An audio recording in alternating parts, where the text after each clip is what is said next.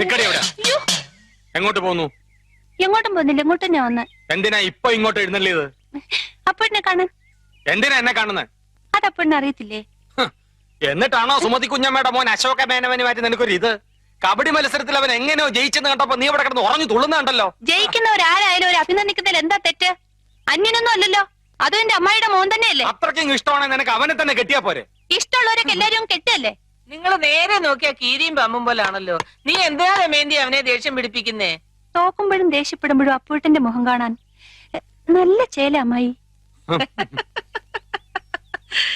അശോകന്റെ തോറ്റ മോത്തിന്റെ ശൈലി നീ കണ്ടിട്ടുണ്ടോ? അതിന് അപ്പൂട്ടന്റെ ഒരു അവസരം തരുന്നില്ലല്ലോ. എന്നാ കാവിലെ പാട്ട് മത്സരത്തിന് നീ വാ, അവന്റെ തോറ്റ മോന്തയുടെ ക്ലോസപ്പ് കാണാം. ചുമ്മാ തങ്ങിയെന്ന് തോറ്റാ പോരെ, അതിന് ഈ വീരവാദം വേണോ? ചുമ്മാ തങ്ങിയെന്ന് തോറ്റാ പോരേന്ന്.